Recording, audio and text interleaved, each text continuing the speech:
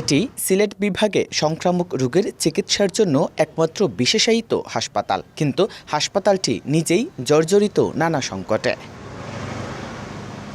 জরাজীর্ণ ভবন, অরক্ষিত সীমানা প্রাচীর, শেওলাযুক্ত ছাদ, ভাঙাচোরা জানালা, উন্মুক্ত স্থানে ময়লা ফেলা আর অবাধে বহিরাগত প্রবেশ, সব মিলিয়ে ঝুঁকির মধ্যেই চলছে সেবা কার্যক্রম। প্রতিষ্ঠার পর থেকেই উল্লেখযোগ্য উন্নয়ন হয়নি এই হাসপাতালে।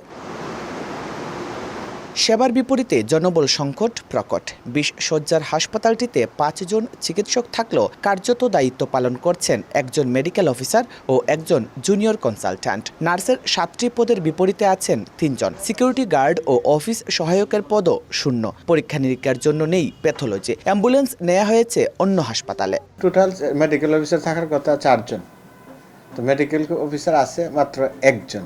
নার্স থাকার কথা ৮ জন, নার্স আমাদের এখন আছে 4 জন। আমাদের এখানে প্যাথোলজির কোনো সুবিধা নাই। আমাদের একজন ক্লিনিক্যাল প্যাথোলজিস্ট পোস্টে বর্তমানে আছে, কোনো গার্ড নাই বা আমাদের সিস্টাররা আসা যাওয়া করে, ইভেন আমরাও আসা যাওয়া করি। এখন দেশের এই পরিপ্রেক্ষিতে একজন গার্ড থাকলে আমাদের জন্য ভালো হয়।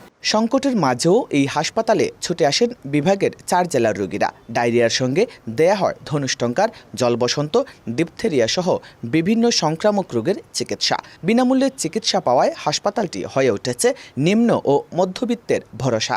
সেলাইন বেলাইন গুলি গালি গাঁথনি সপ্তাহ গল্লাই দিলে চলে।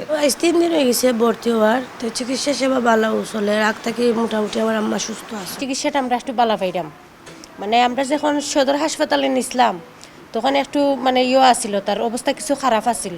তবে সংকটের কথা স্বীকার করে সমাধানের আশ্বাস দিয়েছে দায়িত্বে থাকা কর্তৃপক্ষ।